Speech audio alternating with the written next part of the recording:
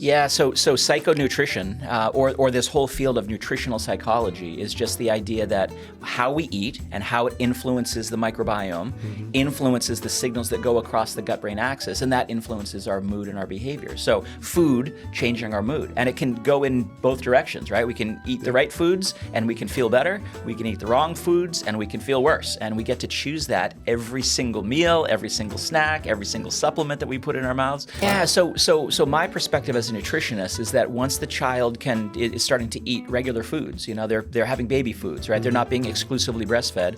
They can start supplementing because those bacteria are in the fruits and vegetables. When you eat an apple, you're eating 300 or 400 different bacterial species that are in the fruit of that apple, right?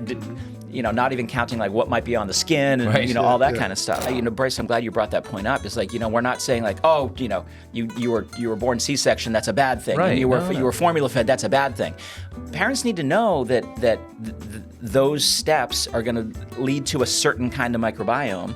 But that microbiome can be fixed. Well, that's the point. The good news is that it's actionable. Correct. The good news is it's actionable. We know that the microbiome is the foundation of our brain, our immune system, and how we operate. Right, and it's only recently that science has really embraced this idea, though. Sure. Right? I remember the days when scientists would just poo-poo this whole idea. Excuse the pun. Isn't that right? Exactly. Yeah. Isn't that cute? All disease begins in the gut. Right. There's no data to support that. Yeah. Even though it's been observed for 2,000 years. Yep. But now we have the data, and it's changing everything.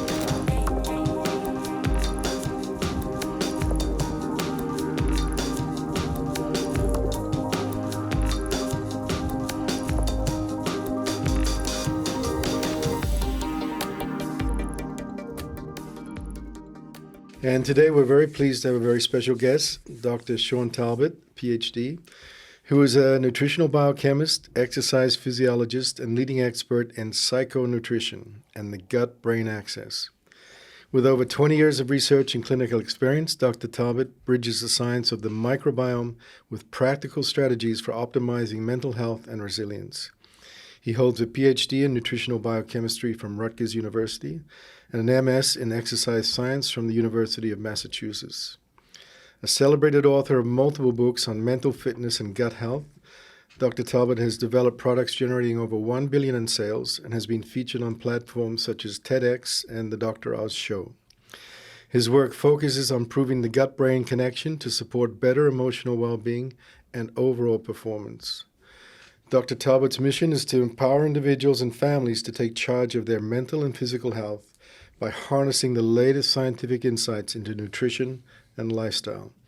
Exactly what every child needs these days. Yeah. Welcome. It's good to be here. So good to have you. Yeah. Psycho-nutrition. This is going to be exciting to unpack. And of course, the importance of early interventions as it relates to the microbiome. So we'll uncover these practical strategies for supporting the gut-brain axis and dive into the science behind psycho-nutrition to help your children thrive. But before we dive in, Dr. Clarke, you always have some trending thoughts to share. And this particular episode, folks, is incredibly important and enlightening. And you've heard about the microbiome before, but let's tell you what this really is all about. Great. Yeah, to really put this in perspective, for 2,500 years ago, we have Hippocrates, the father of medicine, saying all diseases begin in the gut. He's right. This has been a founding principle that naturopathic doctors have based their approach to medicine ever since in America for the last 120, 150 years. And now we actually have the science behind Hippocrates' statement. Right. We know that the microbiome is the foundation of our brain, our immune system, and how we operate. Right, and it's only recently that science has really embraced this idea, though. Sure. Right? I remember the days when scientists would just poo-poo this whole idea. And Excuse say, the pun. Isn't that right? Yeah. Exactly. Yeah. Isn't that cute? All disease begins in the gut. Right. There's no data to support that. Yeah. Even though it's been observed for 2,000 years. Yep. But now we have the data, and it's changing everything. Yep. So that's what we're looking at, and why it's so important for every parent to understand, just the platform that a child is growing from. So another one I always like to put it in perspective is, the human body is made up of 30 trillion human cells. And then the microbiome is made up of 38 trillion bacteria. Right. So we're outnumbered. We're outnumbered, exactly. And we're more bacterial than we are human, right? Exactly. Weird. And if they're not the right species and in the right balance and in the right proportion, then we're really outnumbered. Right. We're surrounded.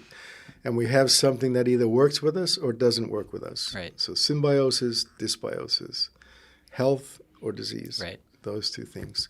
So we'll look later, what are the main nutrients, what supplements really sort of play a part in creating and maintaining a healthy microbiome.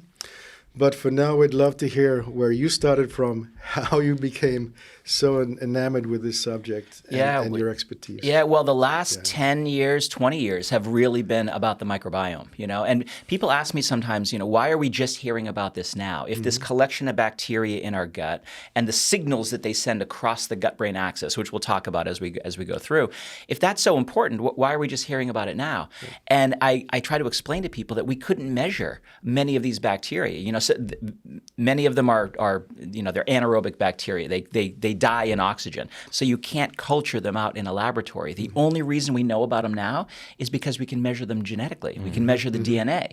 And it used to be, to measure someone's microbiome, it would take a week of analysis, and now we can do it in a couple of hours. So it really gives us a lot more information where we can measure what's there, we can measure the metabolism of them, we can apply an intervention like changing a diet, for example, and we can see how it changes very, very rapidly, and then we can see how that changes behavior. So it's opening up so many avenues that we just didn't have a decade ago. Sure. And so let's go back to the very beginning of a child's life. In utero, the baby's born. What important part does the birth play in the actual foundation and start of the microbiome? Right, yeah. So the birth is the seeding, right? That's where the baby gets its microbiome in the first place. Mom delivers the microbiome as the baby passes out of the birth canal. In fact, so even before the birth canal, whatever mom is doing over those 9 months is really important. Bingo. Mom is keeping, if she's keeping her microbiome healthy, she'll be able to download and deliver a good, healthy microbiome to that child. And if she's not, then she'll be delivering a damaged microbiome to that child. It's interesting that over the course of the 9-month pregnancy, the microbiome changes. It gets less and less diverse, and that's typically a bad thing. If there's one thing that any of us agree who study the microbiome, and this is probably the only thing we agree on, is that more diversity is better than less diversity. Right? There's all sort of nuances, but more diversity is better. So why in the world would the mom's microbiome get less diverse over the course of her 9 months pregnancy? And it's because she's delivering these trillions of bacteria to a blank slate, basically a sterile baby.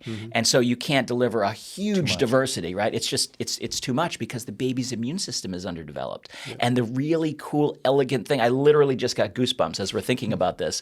The mom delivers this microbiome to the baby. It helps the baby's immune system develop, and the microbiome and the immune system develop in concert with each other. They train each other. They learn each other. The immune system learns the outside world. The microbiome learns the inside world, and they develop in tandem. It's fascinating. It really is a miracle. And what happens if there's not a vaginal delivery?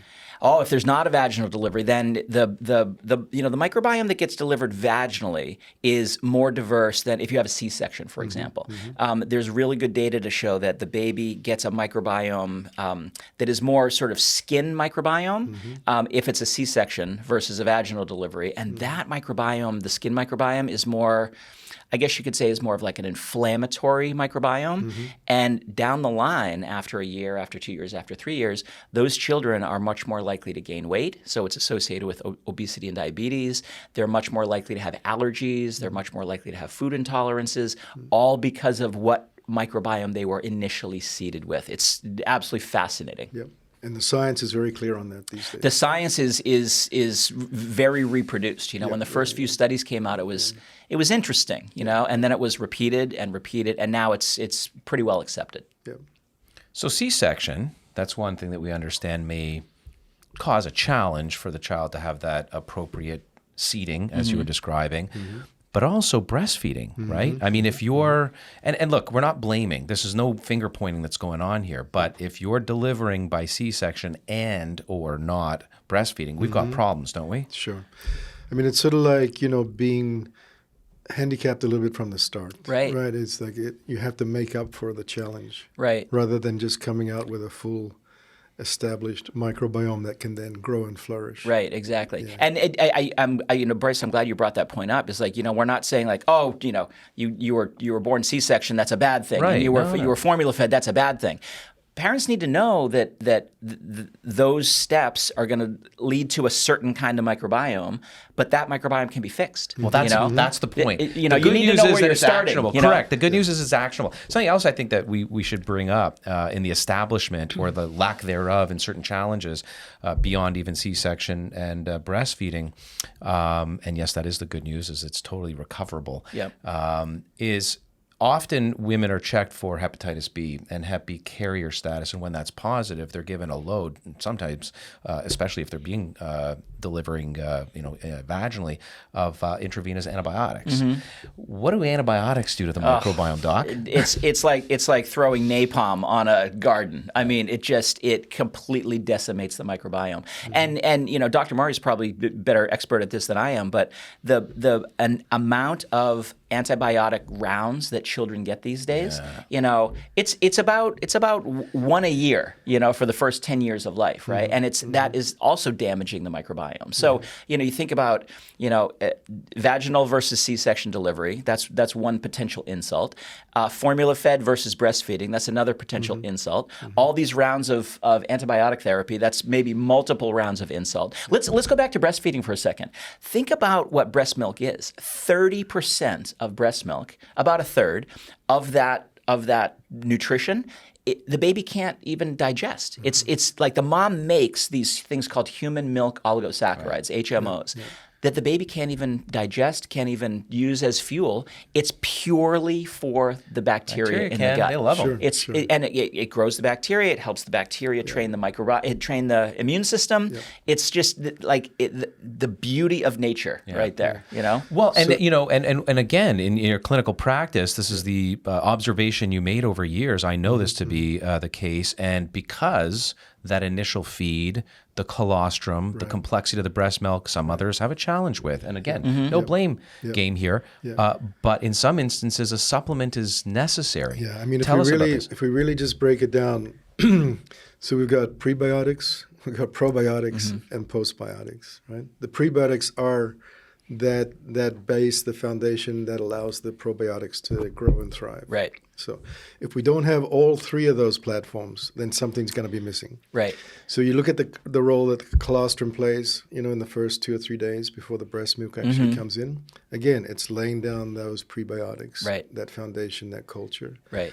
Then the probiotics that can be introduced and are going to grow. It's like they have a good playing field. Right, exactly. And then some of those probiotics turn into postbiotics, and they have their own mission as well. Right, exactly. So when something is missing, either in the birth or the breastfeeding, then that's when we can start thinking about, adding colostrum, adding probiotics, adding the prebiotics into the formula or anything else, just to make up for what's not there. Right, exactly. And I think that's important for parents to know, is that there's plenty of things that you can do. Yep. You can deliver back some of those good bacteria. Yep. You can nourish the bacteria that are there. Yep. You can change the signaling. That's really what what postbiotics are about. What are these signals that are coming from the gut and going up to the brain? Yep. And I've even studied over the last few years. I've studied this concept that I refer to as phytobiotics, which is the idea of using plant extracts to also help with the signaling across the gut-brain axis. Yeah, I can't wait to unpack psycho-nutrition. That's coming right up.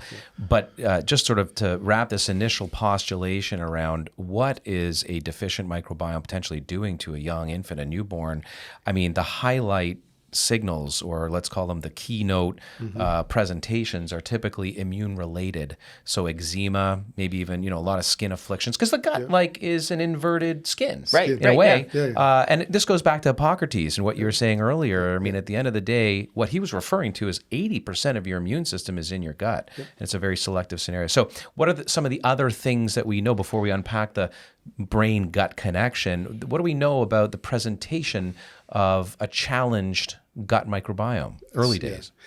So essentially, and this is where we can introduce this term, called leaky gut or irritated gut.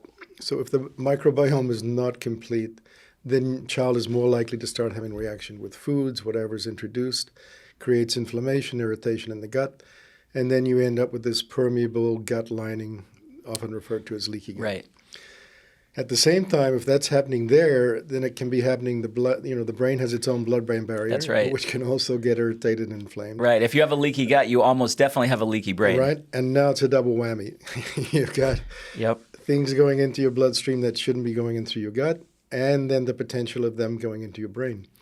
And that's where we start to see this real connection between, the microbiome, an unhealthy microbiome, ADHD, behavioral disorders, anxiety, depression, the whole range of asthma, immune compromised states. Right, exactly. So if you'd like to speak to that. Yeah, and this acronym, by the way, which is now starting to become a little more popularized, I suppose, in functional medicine, PNEIT, psycho-neuroendocrine immunology toxicology. I mean, this is really where you're coming from, right? With a specific focus on brain gut. So tell us all about this. Yeah, so psycho-nutrition, or this whole field of nutritional psychology, is just the idea that how we eat and how it influences the microbiome, influences the signals that go across the gut-brain axis, and that influences our mood and our behavior. So food changing our mood, and it can go in both directions, right? We can eat the right foods and we can feel better. We can eat the wrong foods and we can feel worse. And we get to choose that every single meal, every single snack, every single supplement that we put in our mouths.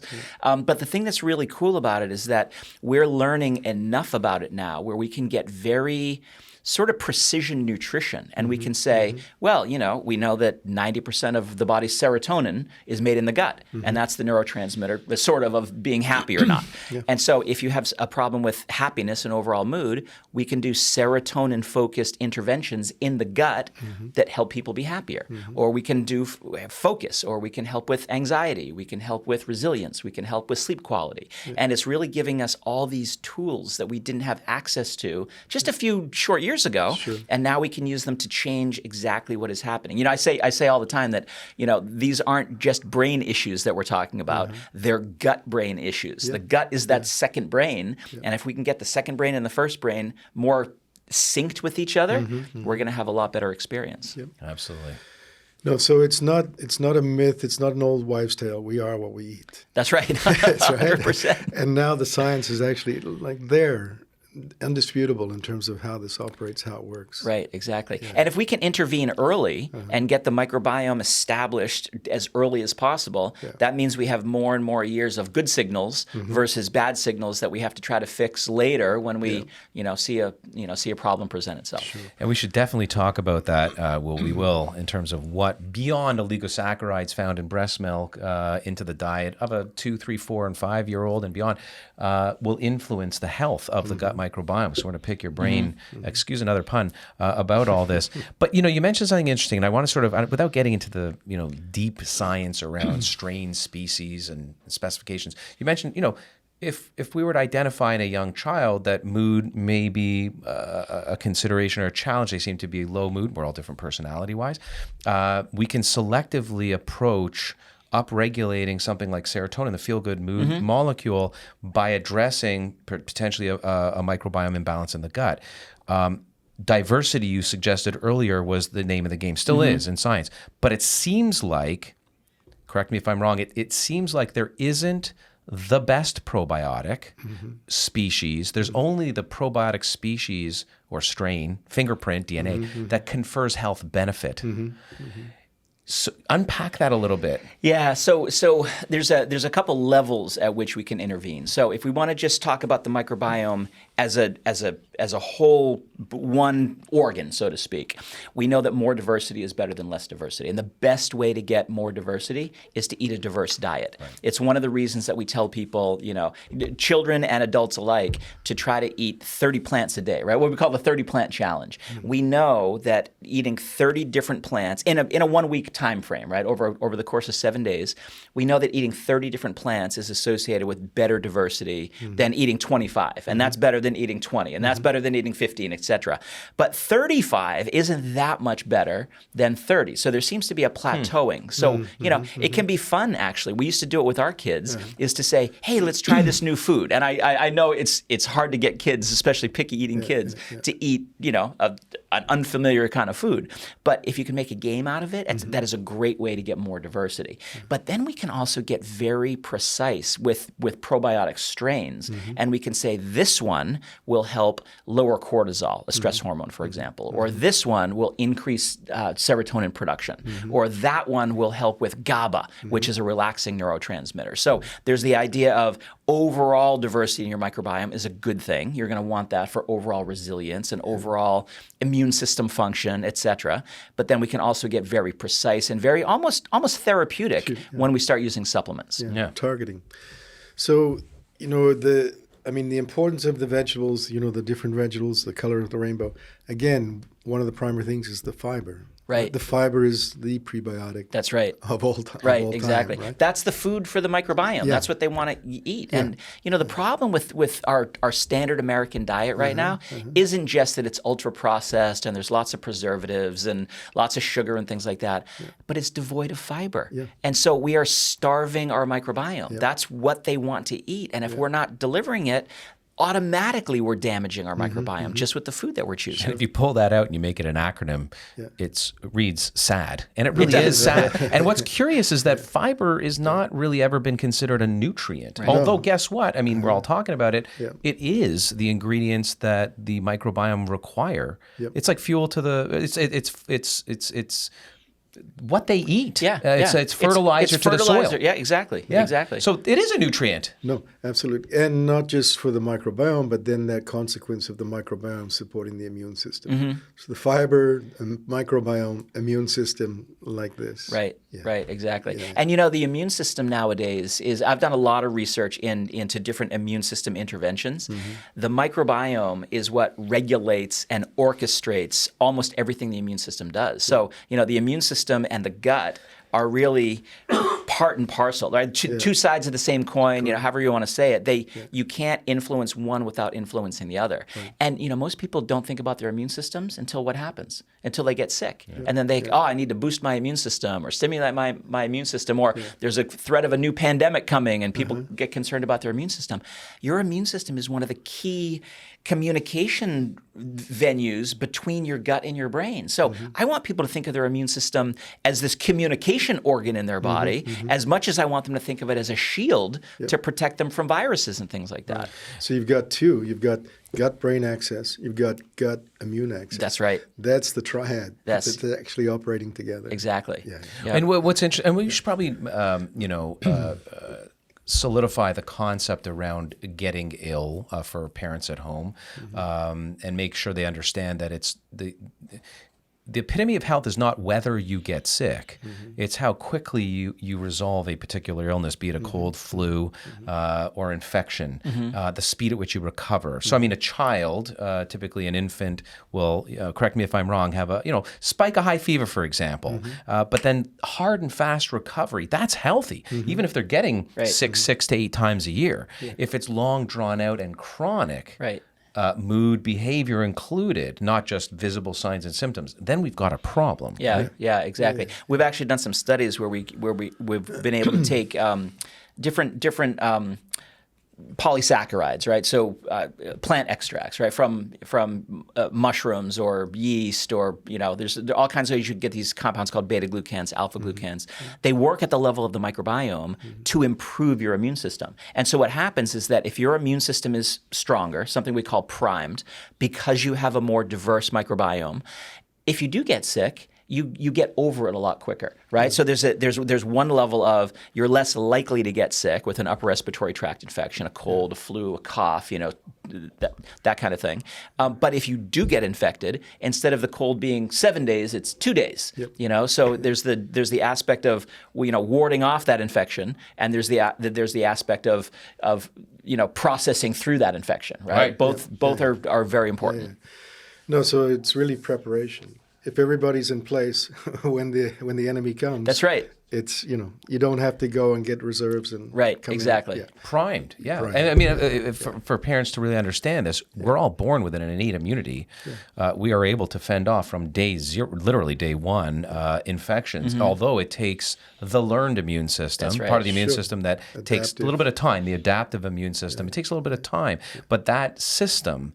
The communication relay something we call the cytokine family of pro-inflammatory, anti-inflammatory signalers. That is what can be faster, more efficient, and better primed with an appropriate immune microbiome in place. Right, exactly. And because they develop in conjunction with each other, in tandem, microbiome's getting more and more diverse, the immune system is getting more and more resilient. And if we can foster that, if we can help that along in the right way, that child is going to be set up to be more resilient in all aspects of their life. Yep. That's a key term, isn't it? Resilience. Really, if you look at holistic medicine, maintenance and prevention is what we're aimed at. That's the key, not to actually treat something when it comes along, but to prepare and prevent before anything comes along. Right. So if something does, then we're ready. That's what we're... So probiotics, prebiotics. And by the way, you mentioned yeasts. They're healthy yeasts. Not all yeast and fungus is bad for you. But Saccharomyces boulardii comes to mind. And these are other microorganisms that live in the gut beyond bacteria. Right, exactly. Right? Yeah. Well, what kinds of psycho-nutrition are they providing us? Or what are they doing for the brain-gut? That's a really good question. As much as we've learned about the bacteria in the microbiome over the last 10 years, there's still so much we don't know about the viruses that live in the gut and the fungus that lives in the gut, and there's these other creatures called archaea that live in the gut. We know almost nothing about them, so there's still a lot. As much as we know about the microbiome now and we can harness it to improve our health, there's still a lot that we have to learn. You talked about leaky gut earlier on, and this is such an important conversation because I think the majority, unfortunately, the reality is the majority of kids born into this world, especially C-section children that aren't breastfed, is they are starting life as infants with leaky gut. What a part of the Child Life lineup is in place that you've already established that you can suggest to parents at home that they can start to feed their children at very early days? Sure. You start at the very beginning. So the colostrum is an essential part of that repair, in terms of removing the inflammation and actually helping the gut wall repair itself. The probiotics, the two main strains that really come out time and time again for infants and children, the Bifidobacterium longum, Bifidobacterium bifidus, those are the sort of key ones to think about. Yep. The omega-3s play a huge part, both as anti-inflammatory and helping repair. And that can come through mom, right? Mom can take Mom can be taking all of those supplements right, exactly. and parsing it on if she's breastfeeding. Sure. Right. And then vitamin D. Vitamin D just plays a role in pretty much everything. So you've got the probiotics, you've got the colostrum, you've got the omega-3s, and you've got the vitamin D. And polyphenols, I know you're a huge advocate of these. What are they and why are they important in psychonutrition? Yeah, so polyphenols are this vast collection of these plant compounds, phytonutrients, that we find in fruits and vegetables. They're really what give the plant their colors, right? So polyphenols, carotenoids will make a tomato red and a pepper yellow, and that's one of the reasons that you advocate to eat a rainbow, But the colors are indicative of what the phytonutrient is, and those phytonutrients are actually prebiotic in certain ways to the microbiome, meaning some of those polyphenols can help grow good bacteria. Some of them they don't kill bad bacteria, but they make the environment of the gut less hospitable for certain inflammatory kinds of bacteria. They can protect the good bacteria once they're there. They have benefits for the gut lining, so they're good for leaky gut. They're nearly miraculous in what they can do. And so, one way to get them is to eat more fruits and vegetables. Another way to get them is to supplement with them when, as a stopgap when you're not eating the fruits and vegetables. Yeah. And what about the importance of the place that the fermented foods play? Fermented foods are like medicine, but it's not. They're medicinal, but not for the reason that a lot of people think. So a lot of people are eating their yogurt or drinking their kombucha and kefir and things like that, thinking that they're getting probiotics from them. Right? There are bacteria there. That's what's doing the fermentation. That's what gives the fermented food its little sour taste, right? That's lactic acid that you're tasting. But what you want in that fermented food is this collection, this gamish of all the compounds that bacteria has created. So if it's in a yogurt, for example, the bacteria has eaten the milk proteins and the milk sugars and created these oligosaccharides and polyphenols and different signaling molecules like organic acids. And that's what you want, because that's going to change the environment of your gut, make it slightly acidic, and it's that slightly acidic environment that encourages the growth of the good bacteria. You know, so it's all about like getting this environmental change in your gut, and then all the good stuff starts to happen. Making a good ecosystem. That's right. That's it. Yep. It's like a rainforest down there. Yeah. Because if we imagine this tubing that goes through the gut, and there's kind of two separate spots. There's the small intestine, and then there's the large intestine, and there's slightly different environments in these. But if we imagine ourselves inside that tube, it's a selective permeability, meaning we eat food, macronutrients and micronutrients, to be selectively taken up and absorbed. Part of the microbiome's job, correct me if I'm wrong, is to serve as a buffer, is to serve as a let's make sure some of this stuff kind of doesn't get in, and also signal and regulate the immune system by that cross, over the membrane scenario. Let's come back to that, because this is, I think, how you're suggesting the psychonutrition component. We're not talking about the microbiome itself imparting directly, or in some cases we are, postbiotics, but we're talking about how things are happening inside the lumen, or inside the tubing of our gut. From there, signaling agents are actually doing what, and how does it end up affecting the brain? Yeah, this is the thing that's so just absolutely fascinating about how the gut signals the brain and how the brain signals the gut. It really is a two-way street. So, the foods that we eat are going to change the metabolism of the microbiome. So we can change what's there. Are we growing more good bacteria, growing less bad bacteria? That's what I refer to as the structure of the microbiome. That's the diversity piece of it. But then the other aspect of it is the functionality. So the bacteria that are there, but what are they doing? Are they making serotonin for happiness? Are they making dopamine for motivation? Are they making GABA for relaxation? If we can encourage them to make more of those signaling molecules, we're going to feel better. We're going to be happier and more motivated and more relaxed and less stressed out and all the things that we want. If we're not feeding the right foods, we're not able to make those biomolecules. We're not able to make the signaling molecules. So it's not just to be clear for people who are listening. It's not like you make the serotonin in your gut and then it leaks out of your gut into your bloodstream and then leaks into your brain and you're happy, right? This is what I wanted to clarify. We know it doesn't work that way. What probably happens is there are hardwired connections, like the vagus nerve is a very well-known one. Hardwired connection from your brain to your gut, and it may be, and this is what we're still trying to tease out, that some of the change of the metabolism at your microbiome level is sensed by a nerve like the vagus nerve, and then that gets to your brain.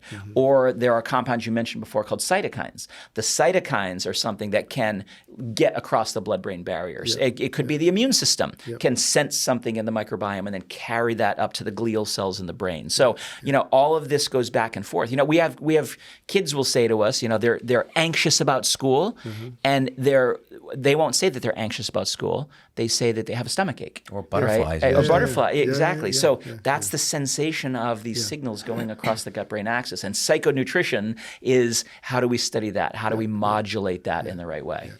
So signaling and transportation, those are the two things that's happening all the time. Yeah, those, Exactly. And that is where the connection becomes with the gut, the microbiome, behavioral disorders, ADHD, anxiety, depression. That's right. Sleep disorders. Sleep disorders, circadian rhythm. Yeah, if you have inflammatory signals in your gut and those inflammatory signals are getting into the brain, now you have an inflamed brain, what we call neuroinflammation. And that is a red flag for depression and anxiety and focus problems. And if your brain is inflamed, you can't relax when you want to relax. And so you have sleep problems. It really is a very vicious cycle. And that's why I encourage everybody, parents and children and everybody in between, that you really have to think of this gut-brain axis as a system and think to yourself that how I feel is not just in my head, but it's also in my gut. And there's lots of things that we know that we can do in the gut to change what is happening in the brain. Sure. And then just recent studies I've seen in terms of how much the microbiome is even determining the whole sleep cycle. Right. The whole amount of sleep, when you sleep. and the quality of the sleep. Right. There's a paper that came out just 2 weeks ago that is showing that the microbiome can regulate our entire circadian rhythm, our entire stress response. So you were showing how we're more bacterial in terms of the number of bacteria versus human cells. You start looking at some of this and you're asking yourself, well, who's in charge here? Can I even make my own decisions, or are these bacteria telling me what to do? It's fascinating. Yeah. So the microbiome and reestablishing it and rebalancing it and creating diversity is obviously key. If you can breastfeed, you should. If you can't have it naturally birthed, you should. But if you can't, then there are remedial ways. Right. This is involved in the immune system, establishing good gut-brain connection and mood and behavior. What are some of the things that we should be avoiding? What do parents need to know about not feeding their children in early days and throughout the first 7 years? Yeah. Go ahead. Sure. I mean, obviously, in some way it's very obvious, and yet it's not followed mostly. So number one, obviously, anything processed. Anything processed has the potential for disrupting the ecology of the microbiome. Right. So you look at, artificial flavorings, artificial colorings, artificial sweeteners, even just the excess of regular sugar can disrupt the microbiome. So it just comes back to that very basic principle: whole foods, real foods, color of the rainbows. Right. Eat all of those. Get your nutrients, from whole foods, not processed foods. Pretty much, if you do that, 90% you're ahead. Right. Yeah. And then look at the foods that do support, like you said, the fiber, the polyphenols, all the different vegetables, and the fermented foods. Right. Yeah. Then you're creating that environment for the microbiome to seed. Right. And to seed. Right. That's the stuff that's going to support them. But how about bad oils or bad fats, food colorings, additives, sugar? All that stuff. Unfortunately, reality is we find this laden in children's, snack foods and commercially available, even meant for children formulas. Sure. It's almost ridiculous. Right. I try to get people to focus on the sort of 80-20. If you can make sure that you're 80% of the time you're eating the right way, exactly the way you just described, get the polyphenols in there, get the fiber in there, get the fermented foods in there, eat the whole foods. You've got 20% of your play foods, so to speak, right? Where you can have a sweet or a snack or something like that. And because that 80% has done such a good job of building a vibrant, diverse microbiome, it's pretty resistant to a little bit of damage coming in, right? So, food is about celebrating. It's about, having fun. It's about gathering and things like that. So, you don't want it to make it a chore, so have that enjoyment too. No, I love the 80-20 rule. 80% you can withstand 20%. Yeah. So for practical applications for parents, especially when they are struggling with what kids see and nurseries, daycares, and then early childhood education through to grade school, and their friends have it all. And I agree. I'm, by the way, on the same page as you guys. I really feel like let a kid experience Doritos, but don't stock it at home.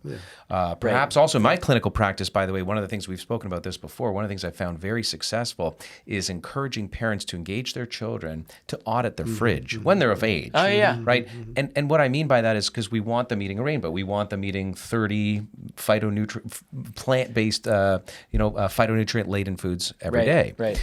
And spices count too. Right. So if you can use spices instead of salt and sugar all the time to flavor your food and get the kids used to having that palate, that's going to be a good thing. That'll serve them for years to come. Forever, You mentioned spices. Before I give my little tidbit, let's quickly tangent for a second off camera. You were talking about saffron. Yeah.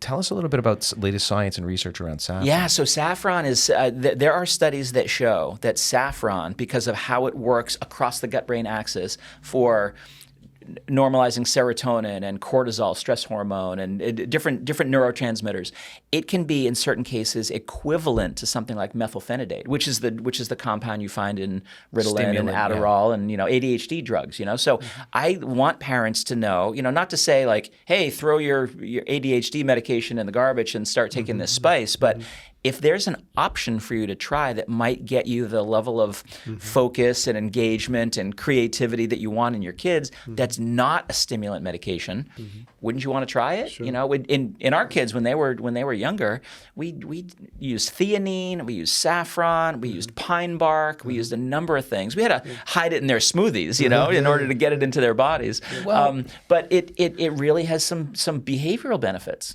Study published in Nutrients, efficacy of saffron extract on treatment of children and adolescents with attention deficit hyperactivity disorder, clinical effectivity study. So there's just one example with some positive outcomes people can look up. But the reason I wanted you to talk about it is because it's one of those spices that really doesn't have a strong taste profile. You know, and you can sneak certain things into kids' food early on that have these benefits. We often talk about on the show, Dr. Marie and I, it's hard to sometimes eat yourself to therapeutic range for certain things. Right, exactly. But spice is probably one of those examples of exception where they are themselves therapeutic in small doses. Right, exactly. But this eat a rainbow thing, and this is where I just got to share because as a child gets older, especially around 2, 3, and they start to and they model. Like this is what we do for them as parents is we model behavior we hope that would translate exactly. into smart food choices.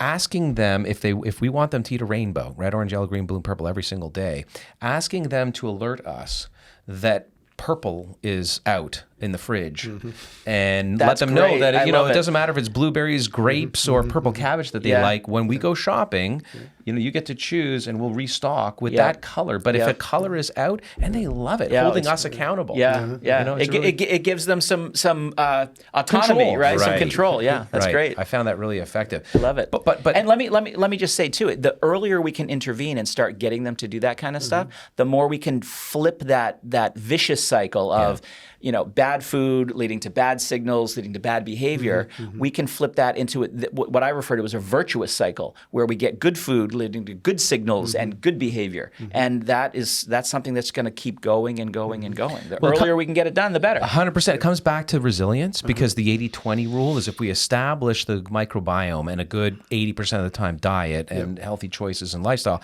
that 20% burden, we're resilient beings. We can manage that stress, the cortisol, the Doritos, the red dyes. We can manage it with that proper, well-established. If it's the other way, though, if 80% is processed food, standard American diet, all the garbage, you're going to grow a population of bacteria that when they get hungry, when they want food, they will literally send a signal to the brain that is them asking for that food. And that's where some of these cravings come from. And you'll say to yourself, well, you know what would be good right now? Some Doritos would be good right now. Some soda would be good. Some fast food would be good. That is a signal coming from your microbiome. And if we can flip it, and you're probably not going to get a craving for a kale salad, right? Let's be real. But at least you're not going to get the cravings for those addictive foods. You're not going to be misdirected. That's right. Yeah. Well, there's an obesity connection to this too, huge. right? I mean, just look at the numbers. I mean, 30 to 50% of the industrialized world now with obesity. Yep. I mean, that just didn't happen overnight, and there's a good reason for it. Yep. And it all comes back to that, foundation of where digestion starts, what foods we crave, what foods we eat. Right. All of that driving this whole thing. Right. The agouti mice, the epigenetic phenomenon, That's right. the obesogenic factors right. with the microbiome. You shift that microbiome, and this is translating now into human beings. Well, I meant with the fecal matter transplants, where I think it started in New York, Presbyterian hospital, where they were doing fecal matter transplants, and they didn't even know why some of these patients were recovering from Crohn's, colitis, and irritable or inflammatory bowel disease. But although they were recovering, they were getting obese. And then they were looking at the donors and going like, oh, we didn't control for the donors being overweight, and this must be translating. Sure. And now that's kind of been proven out. But, so diet is key. We've talked a lot about that, good and bad. Let's shift gears into supplements. We've talked a little bit about supplementing probiotics, supplementing fibers and nutrients because they need to eat those things. But what are some of the other key supplements? You mentioned a little bit about essential fatty acids. We have a bunch of stuff from Child Life on the table. We can maybe unpack some of these things. But what else is really key in the 0 to 2, and then eventually 3 to 4, and then maybe 5 to 7 categories for parents to be like, got to get this in all of our kids? So, I think even though like we talked about probiotics, colostrum, omega things, but really any sort of supplementation program for a child starts with the micronutrients, all the vitamins, all the minerals. Those are all cofactors in helping the microbiome metabolize what they need to do to give to us. So if they're missing, especially the B vitamins, we're going to be missing something else. Yeah, if you're missing those B vitamins, the microbiome that's supposed to be making that serotonin, for example, can't make it because the enzymes won't go because they don't have the cofactor. Yep. So first of all, a really good broad spectrum, multivitamin mineral. That's the basis. It's like sort of the foundational part of the supplements. Then we add, look at probiotics. Are they necessary? Has the child experienced, antibiotics? How many times? Right. Is there repair work to be done? Replacement to be done? Colostrum, if there's been immune challenges, like if a child's getting constantly recurring infections, ear infections, upper respiratory, anything like that, we think about the colostrum to actually improve the overall immune system, which is happening by improving the microbiome. That's right. Right? And then vitamin C is another big part for the immune system. And then always, these days, vitamin D and the omega-3 fatty acids. Yeah. Then you can sort of break it down to 4 or 5 basic supplements, which is actually manageable, especially with the younger children when you're still in charge. They're not teenagers where you're not in charge. And, that's when the most compliancy can happen, those early years. Right. And that's why we focus on, the first 7, because in those first 7, that brain is 95% the size of our brain, the adult brain. And so you're building it, you're creating it in those first 7 years. And when we understand that connection between microbiome, gut, brain, immune, microbiome is growing this. Right. And how it's going to work and function for many, many years. Right, exactly. Yeah. And if you can, I've experienced this with my own children, and I actually didn't know that about the critical nature of 7 years, right? Yeah. But when we were in charge, we would put the supplements, into their smoothies and would put them out and would say, you're going to take that. Yep. But what we found is, as they started getting older, they would actively go and get the supplements themselves because I think they realized, well, I'm better when I take that supplement. I'm more even keel. I'm more on task. Less irritable, whatever. But I think it was we as parents we force them at the beginning, but now they do it themselves because they see that it makes them better. Positive It was feedback. impossible to get my son to take omega-3s. I mean, I'd force feed him, and he would take them, and there's some decent tasting stuff. I mean, the stuff in the Child Life line now with the chew. This is easy. This is like a dessert with a great payload, and it's clinically validated, et cetera, but didn't exist when my son's now 19 at the time. Anyway, a little bit of dandruff. His scalp would get flaky sometimes, and it'd just be like everyone's got their Achilles heel. You get a little bit of dandruff. Now it's, Dad, can you restock my omega-3s? Right. It's not like get me some Head and Shoulders shampoo. He asks for the omega-3s because we know it works, and that's what translates to kids. And by the way, I know they feel this too, and you must experience it. You're a formulator extraordinaire. I mean, you've worked with so many companies. I want to get your opinion on the Child Life product in a second, but in your experience in formulating, you must have ample anecdote around children having this intuition, and when they take certain probiotics and establish good microbiome, or maybe even amino acids and so forth, they end up probably eventually asking for it by name. Just feel better. Yeah, exactly. And the thing I love about formulating for kids is that they are the most honest of all the product evaluators, right? If something doesn't taste good, they're going to spit it right out. If something doesn't make them feel the way they want to feel, they're not going to take it again, right? So like they are honest in their feedback, So we see that kind of thing. You give the right probiotic strain, and you can give a strain that relaxes them. And if they're an anxious kid and they're more relaxed now, they're actually in a certain way going to crave that probiotic, and that's exactly what you want, because it's helping work with their whole gut-brain axis to normalize those signals. Well, and really, before a child can speak and even exemplify how they're or translate how they're feeling and so forth, and we're talking about this, a lot of parents at home might be thinking, well, I got to wait until they can talk or tell me, or they're 2 or 3 years old to supplement. there's an infant biotics probiotic drop over there. I'd love to get your opinion on that. I mean, are these some of the things that we can easily be putting into kids' formulas and early introduction of food and so forth to establish a healthy microbiome? Yeah. So my perspective as a nutritionist is that once the child is starting to eat regular foods, they're having baby foods, right? They're not being exclusively breastfed. They can start supplementing because those bacteria are in the fruits and vegetables. When you eat an apple, you're eating 300 or 400 different bacterial species that are in the fruit of that apple, right? Not even counting like what might be on the skin and all that kind of stuff. So, what I love about these formulas is that they're strain specific. This is one of the soapboxes I get up on when I talk to parents or talk to anybody about probiotic supplements. You want to make sure that you get a specific strain of bacteria. So, we can look at this one. Is it all right if I just read the strains off? So, Bifidobacterium longum KABP 041. People will look at that and go, what the heck does that mean? Those letters and numbers at the end, that's the strain designation. Right. That's a DNA measurement that we know exactly at the genetic level what this strain of bacteria is. Yeah. If your product doesn't have a strain designation, you should put it back on the shelf, or you should put it back out of your electronic shopping cart, however you're getting your supplements, because if you don't know the strain, you actually don't know what it's going to do.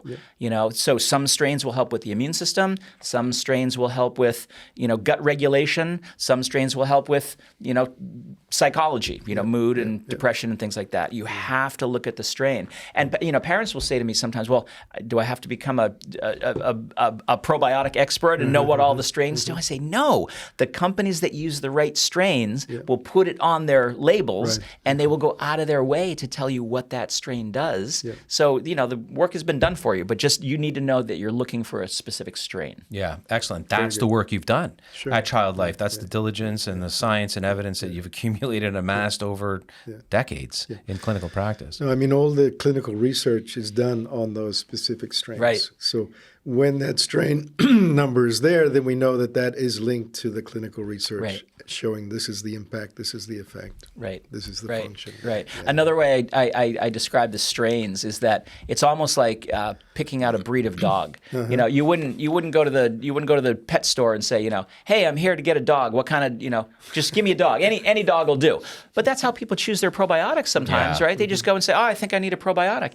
You go to the pet store and you ask for a dog. Maybe you were looking for a poodle and you walk out with a Rottweiler. That's a totally different experience. It's the same thing for probiotics. You have to look at the strain. Absolutely. I'm really proud of this non-specific to brand effort, which is actually a Canadian effort done by a Canadian pharmacist, but probioticchart.ca. What you can do is, select by age. For example, go over here to pediatric health, and what you're going to see is the probiotic strain. Love it. And then all of the applications, as well as the dose form, as well as the indications.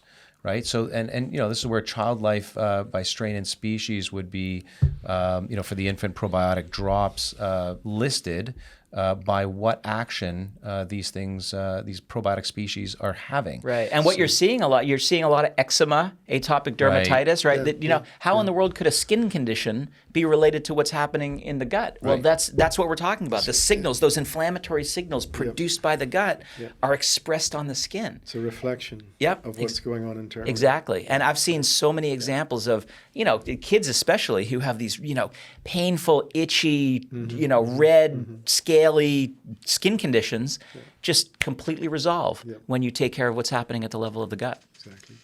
Including acne.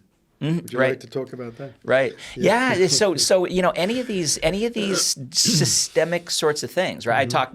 Most of my research is in the psychology area, right? Mood state, but acne, wrinkles, redness, skin tone, eczema, like we just talked about. The skin is just a reflection of what's happening at the gut. There's even, we talked about the gut-brain axis and the gut-immune axis. There's also a gut-skin axis. Yeah, totally. Right. Totally. Yeah. So as we sort of wrap, some of the, and we have some questions, by the way, on social media, but some of the key considerations around the psycho-nutrition area of discussion for young parents and maybe parents with school-age children to consider. Is there a checklist? By the way, we forgot to ask you about any clinically relevant testing that parents might be wanting to put on their radar, like stool analyses, for example, that might help. So I, in our lab, we measure microbiome all the time, right? It's part of the normal clinical trials that we do. And you can go out on the internet and you can find, a dozen different companies now that will send you a kit, and you can take a stool sample and send it back, and they'll tell you what your microbiome is. The problem with that right now is that it's almost like dropping the phone book. People might not remember what a phone book is, but right? A big book with lots of numbers and lots of information in it. And a lot of times the result you get back from a microbiome analysis, you don't know what to do with it. It's too much information. You get all this info and you're like, oh, okay, is this good? Is this bad? So what I really recommend is, if you just do the things that we've talked about, get your fermented foods, eat more whole foods, eat fewer processed foods, get your polyphenols, eat your rainbow. That's the nuts and bolts of what we need to do. And then see how that is affecting your child's behavior and their mood and their resilience and their immune system and all that kind of stuff. And then if you need to go to another level, then you can work with a professional who can actually help you interpret what those numbers mean and measure it over time. No, I think it's great advice. I mean, clinically, for me, over the years, and it's really that lab that was the first in that sort of space to start doing this, 20, 25 years ago, and has evolved into it's now where they have what they call a CDSA, comprehensive digestive stool analysis. So you're not just looking at the microbiome, but you're looking at how all of those different foods are being metabolized and digested and broken down.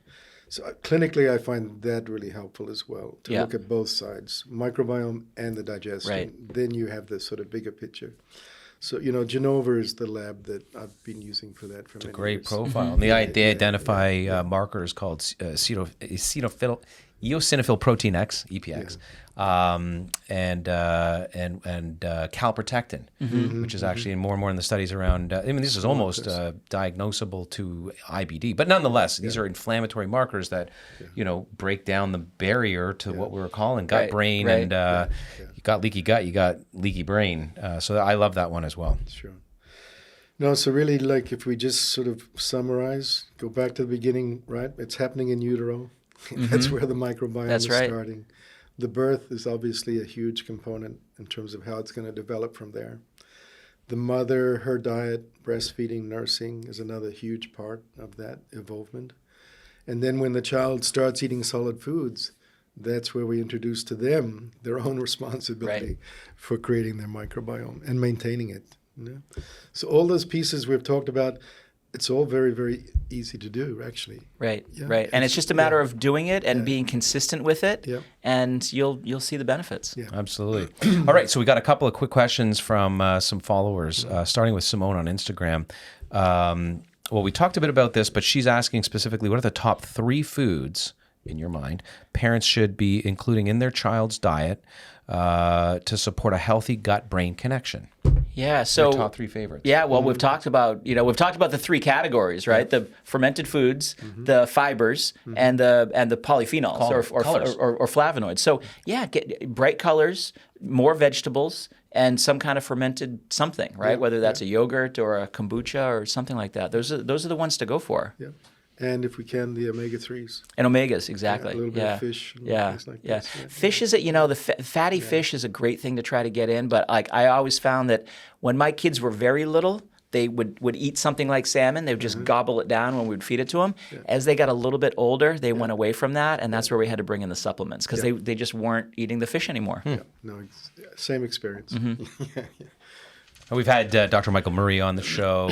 We've had Dr. Bill Sears on the show. They're all of the same opinion. Introduce fish in an early age. I think we have to be cognizant and very at least aware of the fact that fish, especially the larger fish like salmon, can carry a toxin burden, right? I mean, dioxins, furans, heavy metals.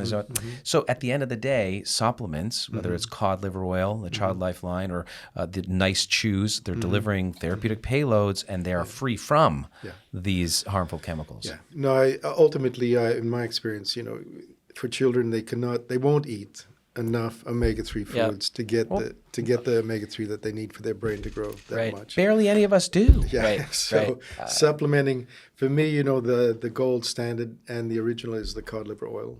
Really, the cod has a great balance of the DHA, EPA. Yep. If it goes through that molecular distillation process, you can remove all those pesticides, dioxins, heavy metals. So we know it's clean. You're not going to get anything you shouldn't be getting. Yep. And just, having that as a part of the routine, I think that's where the omega-3s come in. And you mentioned multivitamin, earlier, and those are the two categories of supplements that I recommend across the board. I try to be as sort of personalized and customized with my supplement recommendations, but those are the two things that whether you're children or adults, you're just not getting your micronutrients. You're not. Even if you're eating the so-called perfect diet, there's not enough of the right nutrients in that food to support your metabolism. So you have to take a multivitamin, which is in black and white research these days. And you have to take an omega. There's no way around it. Yeah. And by the way, a lot of we've had Dr. Harris Jackson on the show as well, daughter of Dr. Bill Harris, Omega Quant. Very easy at-home test people can use on very young infants as well. A little finger prick test, a little bit of drop of blood, send it off to the lab. What are your omega-3 levels? And you can go from there if you're concerned, or push your children harder if they're in the deficient side, because we want at least 8%, right? Red blood cell omega-3 status. But there's also, and this is why I'm bringing this up, there's an omega-3 level in breast milk that they have now at Omega Quant. And I just love to that's great. Yeah, so parents can, new moms, if they're breastfeeding, can check their breast milk. Are they getting enough translating through to their infant children? And so it's important for all those things to be supplemented. But this is an important question. We didn't cover it. It's often talked about, but it's important as it disrupts from a psycho-nutrition perspective, mood, behavior. Lindsay on Twitter is asking, how does sugar impact a child's gut health and behavior? We know there's evidence here. And she's also asking if there are any practical ways to reduce sugar. I'd love to hear from both of you guys. Without major battles from kids. We're always going to get major battles, Lindsay. Yeah, of course. Yeah. Sugar is... it's an addictive thing, isn't it? It is. I'm not anti-sugar, right? But I'm anti-soda, because soda is just such a load of sugar. Liquid sugar is particularly toxic. It's toxic to our blood vessels, it's toxic to our brain, but it is really toxic to our microbiome. And it's really the opposite. Sugar is doing the opposite thing for your gut environment to what fermented foods are doing. So we're eating fermented foods to change the environment, to grow good bacteria. Sugar will change the environment to grow bad bacteria. So the good guys go away, the bad guys start growing. They send inflammatory compounds, these compounds called cytokines. So the sugar is leading to an inflammatory state because of what it's doing at the level of the microbiome. It's very toxic in so many ways. Absolutely. No, for me, my advice is honey, especially Manuka honey, and maple syrup. Maple syrup is one of my favorites. Those are the two sweeteners that you should be using in the household. As a Canadian, I couldn't disagree with you. But really, because they confer other health benit, right? And to your point, sugar is now directly correlated with immune depression. I mean, that's also incontestable. All right, one last one. And I'll tell you one thing about those recommendations, which I love, is that you would never put as much sugar in terms of a sugar load if you're adding your own honey or adding your own maple syrup. You would never put in 30 teaspoons of it into one drink, but you'll get that in a soda in no time. Good point. So Noah, I love this question as well, and this is coming to us from TikTok. Is there a connection between screen time and the gut-brain axis? And how can parents balance technology to protect mental health? This is outside of the scope of food, but you must be getting... You must be seeing some of the research around this. So the short answer is yes, right? What screen time is going to do is overstimulate the brain. And remember, this gut-brain axis isn't just gut-to-brain signaling, it's brain-to-gut signaling. So if your brain is overstimulated and can't calm down, if you have too much of what we call sympathetic nervous system activation, where your foot is on the gas pedal and you're in fight or flight, overstimulation from screens can lock you into that state. Then you can't sleep well, you can't relax, you can't do parasympathetic activations, which is when we rest and digest and recover and recuperate and things like that. So, it's too much screen time is going to have your foot sort of biochemically on the accelerator all the time, and that's going to lead to problems in the gut. There's some very elegant studies done at UCLA a few years ago where they put people in functional magnetic resonance imaging machines so they could see what was happening in their brain. The more stress that they could induce, it changed what grew in the microbiome over time. So more stress in the brain was signaling the gut to continue growing inflammatory bacteria because it's a stress situation. Two-way street. If we can calm that down, I'm not anti-screens at all. Look at all the technology around us we use for good, but if we can tamp that down, especially at night, so that we're not stimulated at night and having trouble sleeping. And I mean, these eyes are little projections of the brain. They're extensions, physical extensions as well of the brain. You have a book coming out. You're writing your next book? I'm writing my next book. Yeah. It's going to be more about this whole stress physiology idea. Like I said earlier, how we feel is not just in our head; it's also in our gut. And it starts early. Bringing all this together. Yeah, it starts early. First 7 years is a great time to create the resilience and manage stress, not just through supplementation, good diet, but lifestyle factors as well. Tell us a little bit about your mental wellness certification program. So we train people to be certified mental wellness coaches. Sort of they fill a niche between licensed mental wellness counselors and nothing, right? There's so many people who need help with their mental well-being. Kids, teenagers, adults, older, younger, everybody needs some help with their mental well-being.